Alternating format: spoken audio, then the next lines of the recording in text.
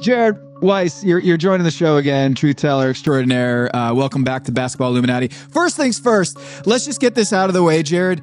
How tall is Wemby these days? What is the latest on Wemby's height? Have you? And he shaved his head since the last time we talked, so I feel like there's a new dimension that we're reaching here. Well, it's funny. I talked to Taco Fall a few months ago, and he's like, "There's only one way to solve this problem. We got to go forehead to forehead. We got to measure this out." And so I don't remember seeing them having a straight up measuring contest, but there were a few times where they passed each other kind of perfectly during the celebrity game. And he did the jump ball. He did the jump Wemby, ball. the opening tip, and with Taco Fall was jumping tip. So it was like they were standing next to each other. They looked pretty level. They looked pretty level. And like Taco's confirmed to me that he's, I think, 7'5" and 3/4 in socks. So depending on the thickness of the sock, like, yeah, we're looking at about 7'5.5", I would probably say, for Victor. Okay, this is important. This is a huge development that we had Taco and Wemby in the same gym at the same room, right? Yeah. That was the tallest room I think any of us have been a part of, probably. Oh, I don't know. I was there when Sean Bradley and Manute Bol faced off, and no, I wasn't. I was going to say, were you it's like very plausible. I feel like Amin has been there for every important NBA moment in my lifetime. That's great. That's great. How was All-Star? That was a disaster. It was LA All-Star. What did you expect? I mean, I had fun. I also was staying in Hollywood at my usual hotel, which was not a great decision for a contest being held in Inglewood. But I also was there for the entire week because I had the Lakers Spurs game early on. So I'm like, I'm not doing Inglewood for an entire week. I'm not staying by the airport for 7 days in a row. It's not happening for me. So I had a good time. The events were good. The thing is, All-Star doesn't quite have the same glitz and glamour around it that it used to have. Like there was the GQ party? Like, I don't think I heard anybody mention the GQ party once. When we were there in LA in, I think, 2017, I remember Adidas had this huge event where the headlining artists for it were Kanye, who was still not quite a public Nazi at that point, and Childish Gambino, who was at his peak as well. And like this time, like Rick Ross showed up at a few places, but like there weren't these like incredible, unforgettable concerts. The same way. At Kenny Smith's party, which I heard of but did not attend, which was at Jimmy Goldstein's house. That was like the ultimate Mad Libs of NBA like fandom, right? Like Kenny Smith's All-Star party, which took place at Jimmy Goldstein's house, had Nas perform. That seems to me was the peak like event of the weekend. Obviously, there's a thing where Michelle Obama was speaking at like the NBA Moms thing. That was like, very cool. There's a lot of there were a lot of like nice like of high end things, but in terms of like, oh man, where were you when this happened? A la Dave Chappelle at New Orleans All-Star Weekend doing thing at a plantation or whatever. Yeah, that not Kenny Smith's party, which typically Kenny Smith's party isn't the peak of All-Star programming. But it is a good party, and shout out to Kenny. It like is a every good party. time it's it is a good attending. party. It's a good party, but like the idea of like the best party was Kenny's party. That typically hasn't happened, but it happened for sure this year. I'm sure all of our listeners are like, so relatable. This is why I turned into the Illuminati. Well, this is actually leads me to the thing that you wrote about the attendance on Saturday that you wrote for The Athletic. Can you let the listeners know about what you wrote about? Because I feel like that is kind of what we're talking about here, is being relatable and having fans brought into the tent. And it seemed like there were not that many people there at the game. Yeah, no, the 3-point contest was emptier than a Washington Wizards game. Like it was insane. And if you ever been to a Wizards game on like a Sunday afternoon, that is one of the quietest buildings in America. And somehow there were like negative people in the stands for the 3-point contest. And by the time the dunk contest rolled around, it was better, maybe like half full or something like that. And the All-Star game I thought went well. Like for a non-full crowd, I thought the crowd was pretty engaged. Obviously the game came through until the very end, but there was this combination of, it was at 2 p.m. local time on the south side of Los Angeles, where most people are staying up on the north side. Most people that can afford to go to these things are not down in the Inglewood area.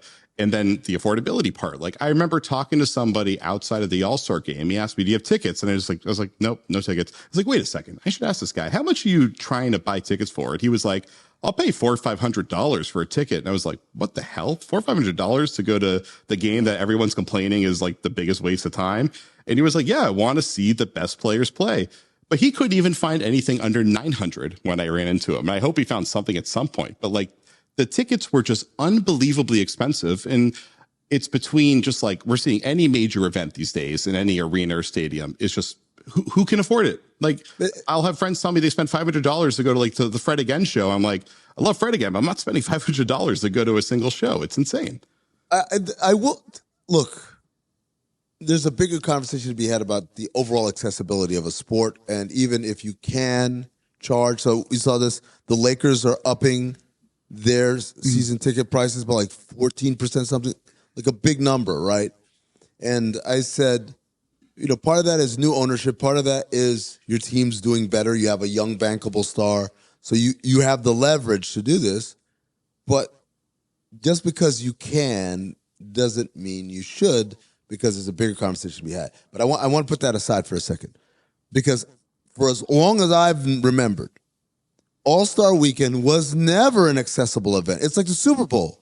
Yes. You don't go to the Super Bowl as a regular person, right? These are events that like go for ridiculous amounts of money because the only people who go are either A, rich people, or B, some sort of corporate entity that has now like through its own distribution means, whether it's like, oh, I gave it to my managers that had the best numbers this weekend, or hey, this guy's entertaining clients, or hey, it's our VP or whatever, or hey, we are sponsors, so we get a bunch of tickets and stuff.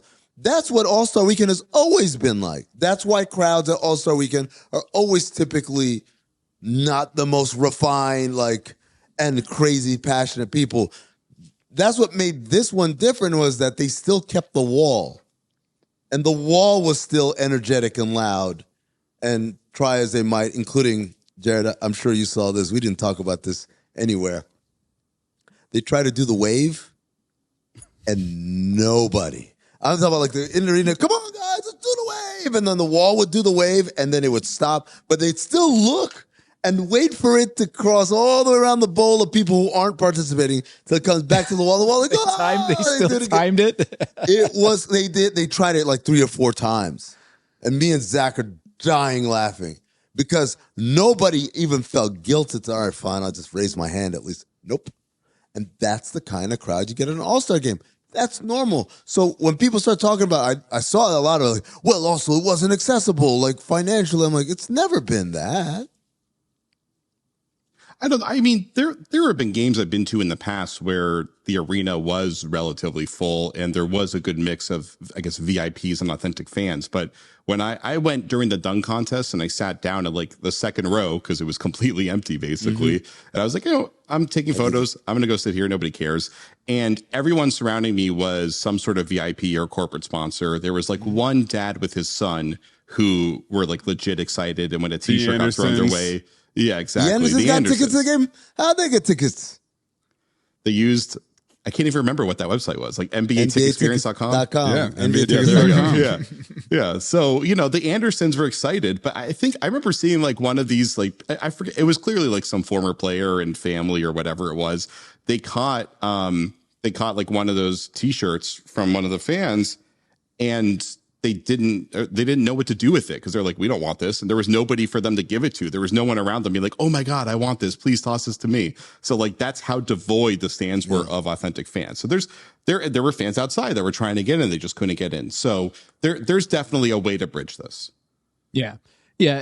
And I think when we see Mark Cuban out here on ChatGPT explaining why we need to embrace tanking, because it's really not really about winning, it's about family experiences and going to games, and he's worried about the accessibility of this stuff. It's like Amin said, it's a larger conversation, but I think part of the reason why these things don't feel big is because back in the day, there was an inaccessibility to the stars, but now there is social media and an accessibility to the stars that I feel like fans the idea of these guys playing together, and for the only time we get to see them together, I feel like we've lost the magic of that because of social media or just the turnover in the league and how often they play together, that there's just isn't that novelty anymore, and it's kind of worn off. But that's neither here nor there. I want to talk Wemby because you are our Wemby correspondent here, and I want to figure out,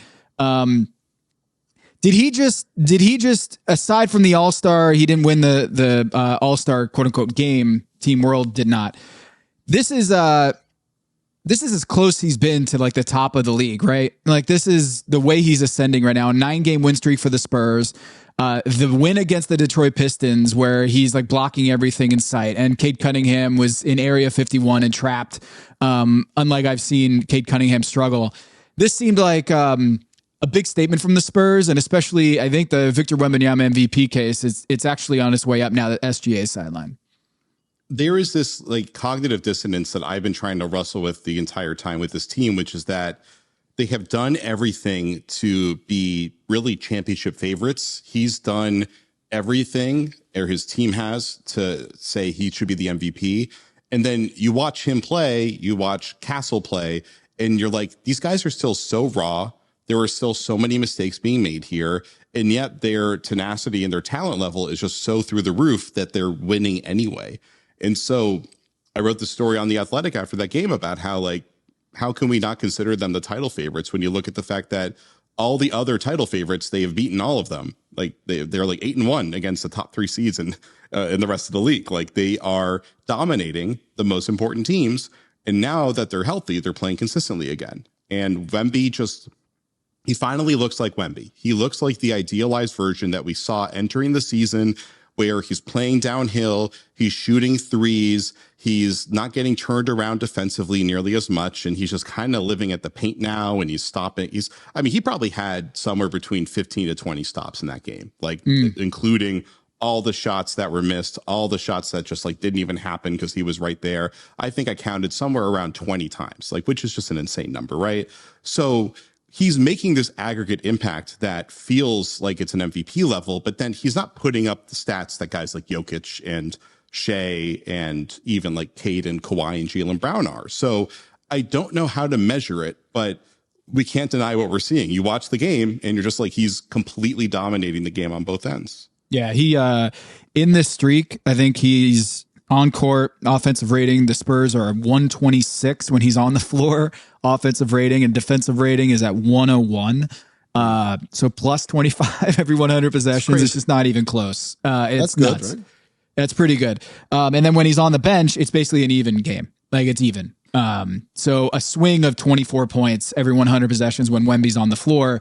And again, he's not putting up huge numbers, but the gravity that he has on both ends of the floor, you have to have two guys kind of paying attention to him at all times. And one of the plays where he blocked Cade at the rim.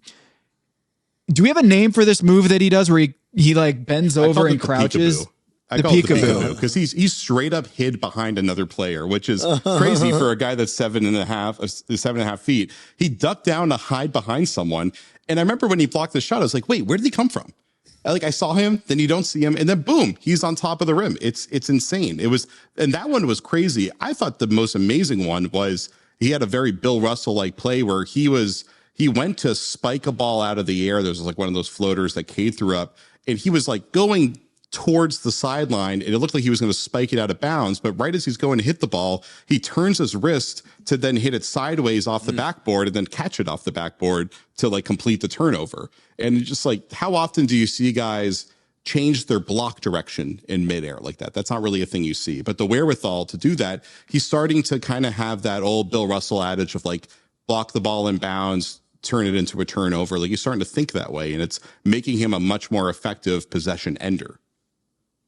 Is Mitch Johnson the coach of the year? It's kind of the same thing like we were talking about before, where there's just such a crowd. It's like you have him, you have Mazzulla, which what Mazzulla's done in Boston this year has been incredible. Like they got rid of half the rotation and they're playing better.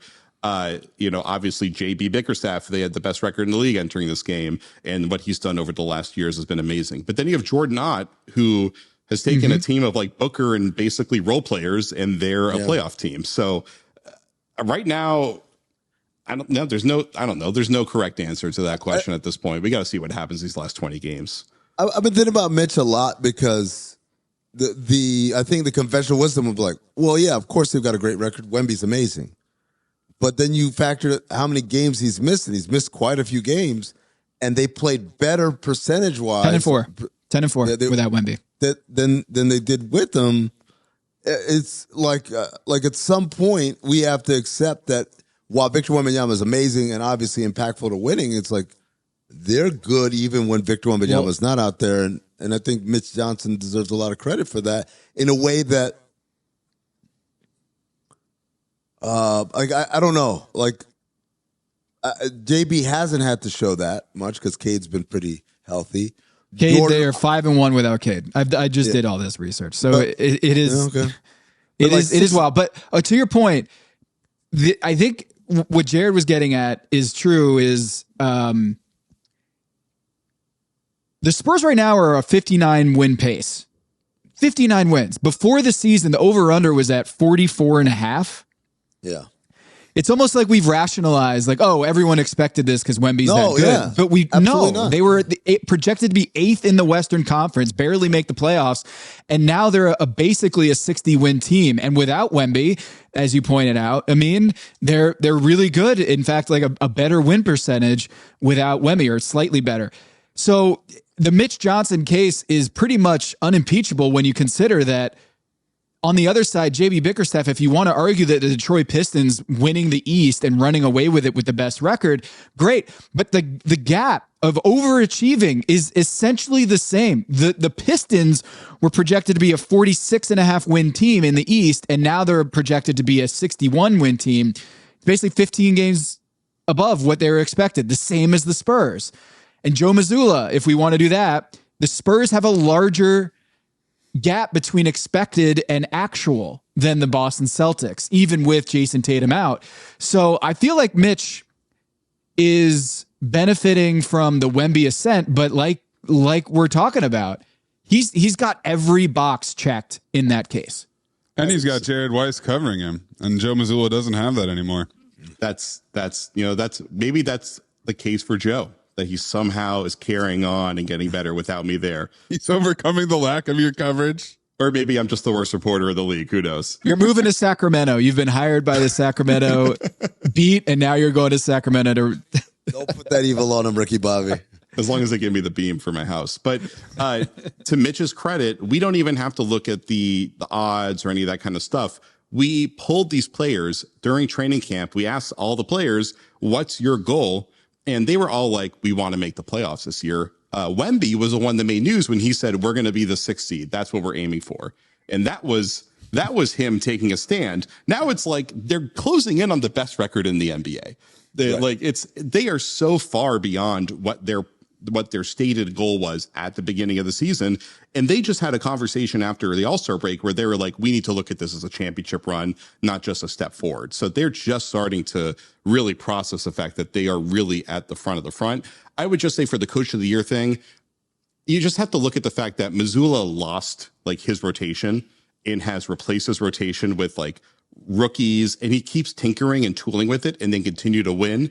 And since like December, they've been like top 2 or 3 in net rating and record in the league. So just the fact that the Celtics basically took a step back talent wise this year, like a pretty substantial one, even if it is proving to be the right move, the fact that they're still performing at this level, I think you probably have to give it to him, just because the Spurs and the Pistons were both clearly taking a step forward with what they were doing. So if you're looking at the top of the standings guys, I just think Mazzulla had the most momentum going against him coming into the season, and he's done the most against that grain. Well, I think we all know, if we want to go straight Illuminati on this, I think Mitch Johnson doesn't want to win Coach of the Year, right? He'll be fired in 2 years. Oh, this is Alvin Gentry used to say this, like, Coach of the Year is the kiss of death. Yeah. And this was even before Dwayne Casey and George Karl and all those guys. I'm talking about like in the mid 2000s, Alvin Gentry's like, keep Coach of the Year far away from me, because that thing is tainted. That's like, it's the kiss of death. Yeah, I could see a scenario where Mitch and Joe are just like tanking the last few games of the season, just so they don't win Coach of the Year. We got 2023 was Mike Brown in Sacramento, gone. Monty Williams in Phoenix, gone. Tom Thibodeau with the Knicks, gone. Nick Nurse with Toronto after winning the title, gone. Mike Budenholzer, gone. So it's Gone Dwayne twice. Casey, Mike Budenholzer gone twice, by the way. Yeah. Yeah. The last two so far, Daignault and Kenny Atkinson, so far so good. Kenny, and we heard Kenny whispers earlier this season. Yeah. When they weren't doing so well. So I mean, like, look, man, who's the longest tenured coach of the year right now active in the NBA? I mean, it's Spo. It's Kerr, right? Isn't it Kerr? Did Spo ever win coach of the year? I don't think he has. think he Kerr. did. I mean, coach of the year, you're saying? Okay. Yeah. It's got to be Kerr. He won it in 2016. And his days might be numbered. No, and by the way, you know what they said in 2016? Well, technically, Luke Walton deserves that coach of the year because he coached those. And what happened to Luke Walton? Sacramento. Out. Twice. Lakers. He also got ousted twice. And what's worse, being the coach of the Kings or not having a job at all? Being the coach of the Kings. You have to work. For sure. He's got a good job. He's on the Detroit staff, I think. Yeah, he is. Yeah. Well, then JB better not win it because Luke might be out of a job very soon thereafter. So you're projecting now, Jared, that we're going to have the Jared Weiss Bowl is Celtics Spurs in the finals. Where are you at with this? Are you rooting for that? Sure. I don't have to stay in a hotel. That makes life pretty easy. But I would say it seems obvious that Tatum's coming back. The amount of fanfare, just the amount of like documentaries they're putting out around him, the amount of advertising. I just saw an Amica car insurance commercial all about his comeback the other day. Like, if he doesn't come back, it's going to be bullshit. Like, he has to come back at this point. It would be so ridiculous. Like, Amica's stock should plummet if he doesn't come back. So, like, he's coming back, right? Like, there's just no way he's Hold on here. Wasn't there Chris Haynes' report that he's not coming back or that we should put everything on hold? But if he's taped all these commercials, then they would have happened. I think it's Big Pharma that is making him come out here. Like, you can't sell stuff without being on the court. Like, that seems fine. But what Jared is saying is that it's like a comeback story, you know? They're like literally making commercials and documentaries about how he's making this comeback. To roll all that out and for him not to be coming back would just, I think, make him look bad. And so I don't think he would be doing that if he didn't intend to be coming back.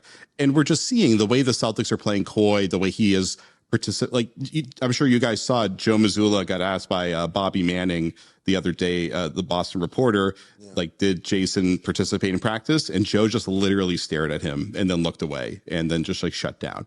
And pretty good sign that JT is probably participating with the team and is on his way back. So I would imagine the Celtics have him back. And I think Tatum is going to fit in fine. He's just not. He has never struck me as the kind of person that's going to want to throw a wrench in the system to make himself feel satisfied. He's going to take the shots that are his shots, but he will fit in, and he's a well-rounded enough player that you can stick him at the 4 and he'll do the job of a 4 and bring to the table what he has. So if that's what's happening, I just don't see how the Celtics don't make the leap to being the best team in the East. And then in the West, the Spurs have done pretty much everything at this point to make themselves consider the favorites, but obviously the Thunder and the Nuggets are great. So I'd probably give the Spurs the edge at this point. But what's good about this playoffs is we have absolutely no idea what's going to happen. There's just no team that you feel comfortable picking at this point. Jared, do you have any Joe Mazzulla stories that you want to share with the Illumination? Just weird. He's just an interesting cat at press conferences, but I feel like you being around him, you've probably seen some wild stuff. I mean, what can I say out there? This one was funny. It happened in front of everybody. I went there earlier this year to do a quick Luke Cornett piece, and I asked him just during a press conference, just like, what has Luke meant to you guys and all that? He gave me like the worst answer he possibly could. So I laughed it off. And after it was over, he came up to me and he's like, what, do you want to put him in the fucking Hall of Fame? And it was great. And it was like Joe loves Luke, Luke loves Joe. And it's just that Joe loves putting on that maniacal competitor act, and he's able to carry the bit through in a way that just is unbelievable. And And the thing with Joe is that he's a wonderful person, like one of my favorite people to talk to. And the act that he puts up on the podium, it's an act that he does a lot as part of his day-to-day craziness, but he is doing it as a bit up there. He's a much more kind, approachable, welcoming person. Like when I told him that I was leaving for San Antonio, he was incredibly happy and supportive for me, or mostly just glad that I was gone. But like he genuinely cares, and he shows that. And so all of the shtick that he did like this year with the media game and all that stuff, like that's authentic. Like people look at him and they get mad at him and they're thinking like, this guy's such an asshole because he's being so sarcastic. He's not being sarcastic. Like he actually means that stuff. And I almost feel bad for him sometimes because he is a very benevolent person, and people look at his outward and kind of like absurd commitment to being benevolent as an act of sarcasm because we're just so cynical these days. And he genuinely is, I think, trying to change that. All right, rank these three, and I know there's more, but rank these three Joe Mazzulla quotes in order of your favorite. The one where he's talking about the wolf as a security system. The one where he's talking about escape rooms like SEAL Team 6 situations, or when they asked him if he was excited about the royal family, and he said, Jesus, Mary, and Joseph. I mean, that last one was my least favorite just because he just like, he screwed the joke up so bad. It was so awkward. So that was just like, it was horrible delivery. And that was, I think, pretty early in his tenure. His delivery wasn't that good yet. I mean, his whole escape room thing I thought was pretty great. He loves torture. He's a real masochist. And the way that he's just like forced everybody on his team to become masochists has just been hilarious because it just gets very differing results. And they all like kind of like it, but they all kind of are like mortified of Joe's psychoticness. I mean, for me, my favorite moment probably was when he went to contest a Royce O'Neal shot. And after there was a timeout, like he literally ran on the court and contested a shot. Like the league like almost had to suspend him. They were like, "You are not doing this shit." But he was like, "Yeah, no shots." But he hooped. Like, no one's getting shots. Like at least he hooped, right? Like I think people forget that he was pretty good at not. Well, I mean, here's a good story. Story. So, Christmas Day, I want to say 23 or something like that. I thought it was a 3 p.m. game, but it was actually a 5 p.m. game. So I got to the arena at like 1 o'clock. So I was way, way too early.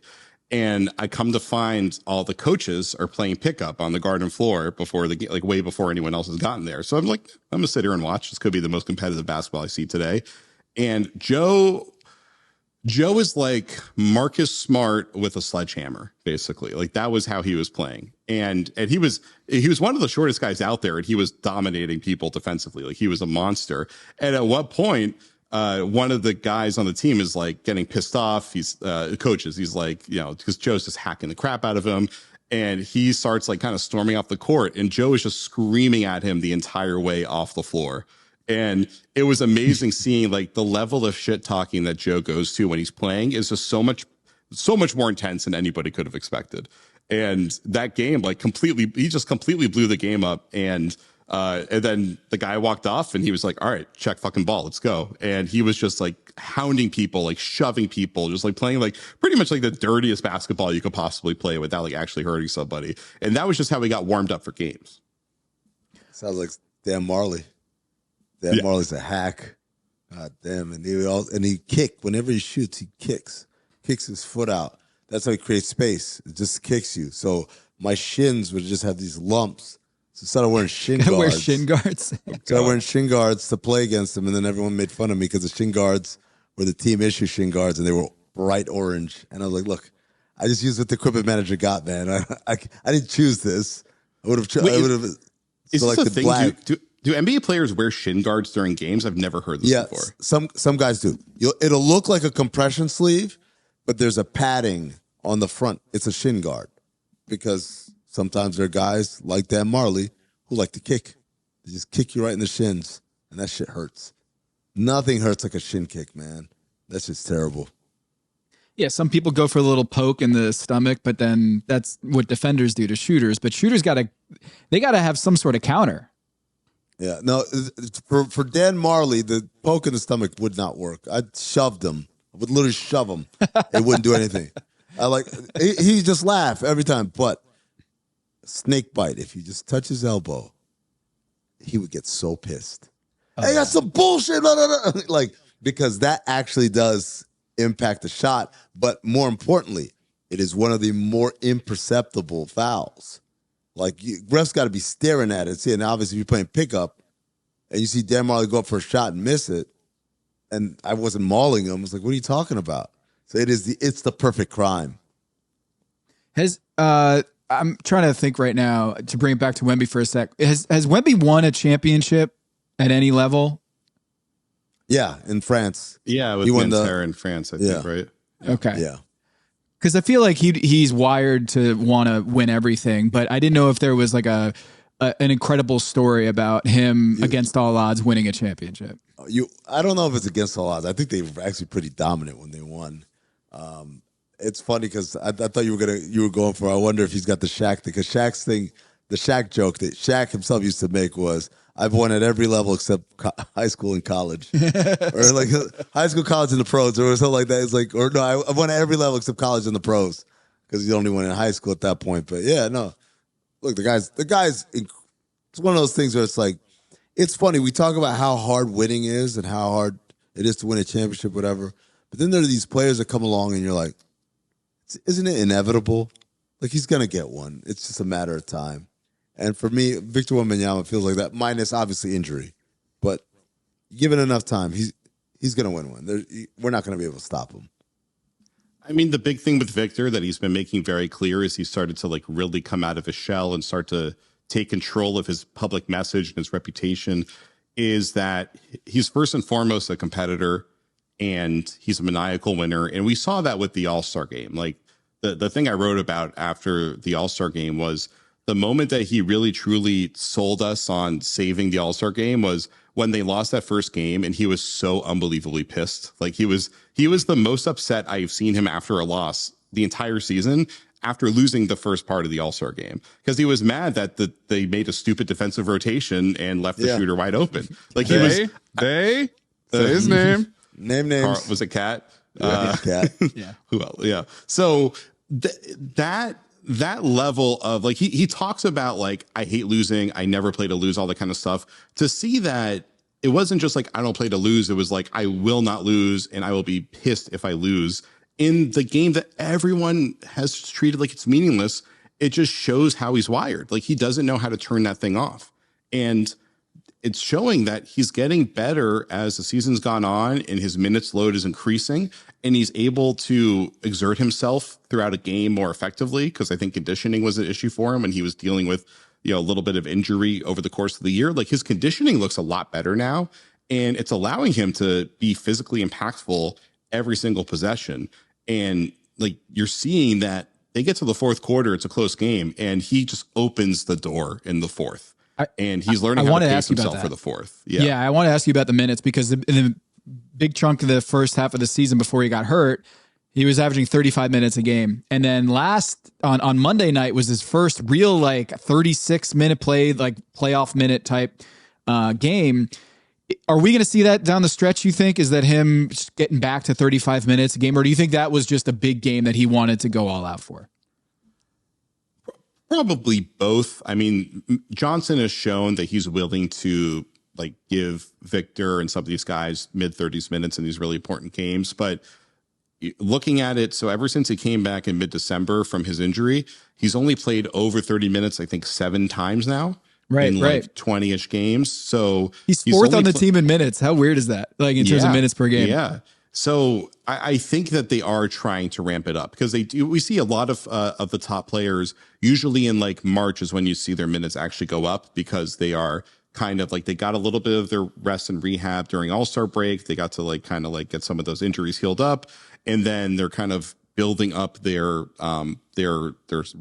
stamina to withstand that level of load heading into the postseason, because you do need to play these guys heavy minutes at some point to prepare them for the postseason load. And I don't know what they're going to do in the playoffs. I assume he'll play around 36 a night, And, maybe if they get to the conference finals, he'll play 38-40. But Cornet has been good enough this season that they haven't needed to overload Wemby's minutes. And we've actually seen here that even though they have Kelly Olynyk and Biz Biyombo, and they had Jeremy Sohan for a while as their backup fives behind Cornet, they would rather go with like Keldon Johnson or even Carter Bryant at the 5 and just play super small when their 2 centers are off the floor. So they seem pretty committed to keeping Wemby in his minutes range. What was the story behind the Sohan waiver? It was interesting. So they shopped him around. There's a bunch of teams that had some offers, but they didn't want to take money next year. They didn't want to lose any sort of draft comp. They wanted to have just at least like a net even add-on without taking anything on next year. They couldn't find the deal like that, and that worked. And so I was told from someone deeply involved in the matter after the deadline that the plan was he wasn't planning to ask out and he was planning to stick around. And at some point over that next week, and I think probably the big one was they had a huge blowout and Sohan still didn't get in the game. And so I think Sohan at that point was like, all right, if I'm not even playing in the blowout, I'm not going to see the court ever.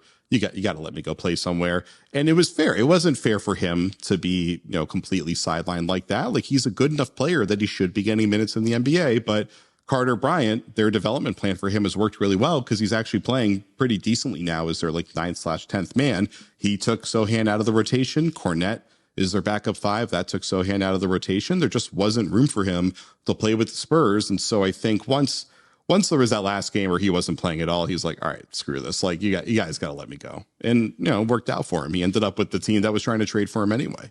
Yeah. I wonder if there's a veteran leader on the team that is going to be able to, I guess Harrison Barnes would be that on the team, is just when things go sideways in the playoffs that he'll step up or be able to bring that leadership. But then I'm looking at the rest of the league and I'm like, I mean, we were having the same questions about the Thunder last year and they won the title, and you look around but I think the difference is the Thunder had been to the playoffs before the season before. And if you go back far enough, Shai Gilgeous-Alexander, their best player, had been to the playoffs both as a Clipper kind of on the bench and as a Thunder player kind of coming into his own. So it wasn't quite as uncharted territory as when I look at the Spurs roster up and down. It's like you got De'Aaron Fox been there once, Devin Vassell, has he ever been there? No. Castle, no. Wembanyama, no.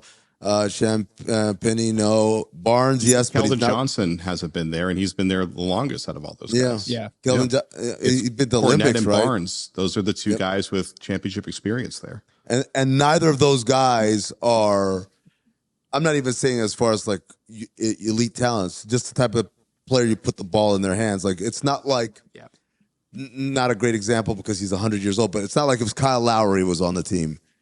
You'd be like, well, like, even in a reduced role, he's a guy with the ball in his hands who can decision make and talk guys through stuff. Harrison Barnes, at the end of the day, is standing in the corner.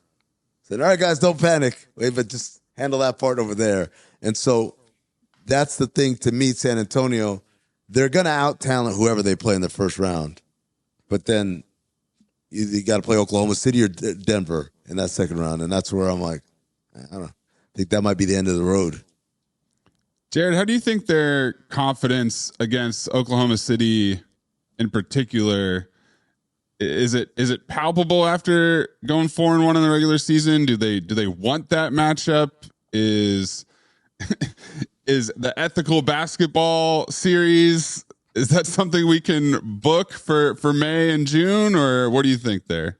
I mean, I'd be shocked if it doesn't happen. I mean, OKC just ever since Christmas Day when the Spurs went in there and they beat them pretty handily in Oklahoma, like OKC just hasn't been the same. And obviously right now they're playing without Shai, right? So I'm not going to read too much into it. And they're playing decently right now, at least. But the Spurs had their number in that the Spurs guard play was really effective against them. And then Wemby has just taken Chet out of the game offensively every time they've played. Chet has just been pretty much useless. It's been weird because the only games I've been to in person to see Chet this year have been against Wemby. So I've been like, I don't get it. I thought Chet was an all-star and he's been terrible in those games. He's been good defensively at least, but I mean, Victor has just eliminated one of their top 3 players, and J-Dub has been okay in those games. So, with OKC, it's a matter of like, are they going to get healthy? Is J-Dub really going to hit a stride in time for the playoffs? And then that gives me optimism that they will be the same team. And then if that's the case, they're the best team in the league. But we haven't seen that happen yet. And they were good last game, and AJ Mitchell coming back, like that was really important for OKC. So at least OKC, the last taste in the mouth with that series is when they're fully healthy, they compete with the Spurs, and they're probably even better than the Spurs if they're like truly, truly at the top of their game. They're better than everybody if they're at the top of their game, but we just haven't seen that consistently since like the first month and a half of the season. While the Spurs, I mean, they had a dip in January, but they've had like 2 very big elite stretches so far this season. And if let's say their dip comes here in March, they're going to be back on the upswing when the playoffs are starting. And really, it's just been they are healthy and they're looking great because they're healthy. So there's nothing. There isn't a team out there that you can say at this point like the Spurs can't beat them. They've beaten all of them already. Maybe Phoenix, who they might see in the first round. So yeah, I'm excited for the Jared Weiss Bowl. I'm rooting for that. Yeah. I want Celtic Spurs in the finals. Would it be the Cornet Bowl or would it be the Cornet Jared? Bowl? It's the Cornet Bowl to the rest of the world, but to us, it'd be the Jared Weiss. No, Bowl. it's the Cornet Bowl because Cornet got to San Antonio before Jared did. That's what why. is he, a fucking Hall of Famer? I mean,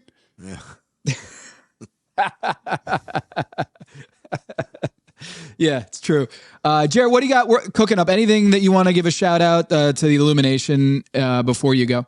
Yeah, I've got a Luke Cornett Hall of Fame speech ready, but besides that, I've got a bigger Wemby piece coming in the next week or so. I'm heading to New York next week to try to finish that one off that I think will be pretty interesting.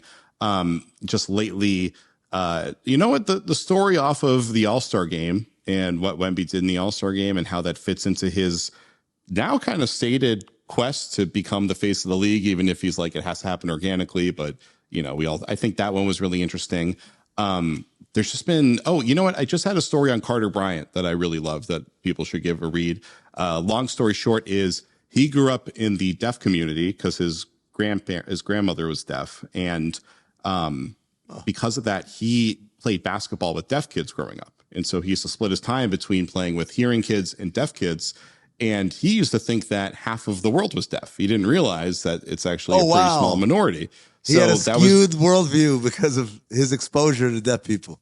Yeah. And so he talked about how playing basketball with deaf kids is so unique because they can't communicate verbally while they're playing defense. So, defense, the hallmark of defense is someone's guarding the ball, you're behind them, you yell, hey, screen's coming, watch out. Mitch Josh is like, can you communicate, please, Carter? Yeah. He's like, I mean, I never needed to. Yeah. And so like he explained how like they do all their communication in the huddles, using ASL, and then they just have to trust each other to execute, and they have to defend extremely aggressively. So it's this very aggressive brand of basketball, and it's obviously chaotic because you can't communicate defensively effectively. Yeah. So he just learned so much about how to defend, how to trust. And we're seeing over this past month, after kind of getting knocked out of the rotation for a little bit, he's really starting to find his own and has had a lot of good games at this point. Is becoming like someone that I think is going to probably be in the postseason rotation.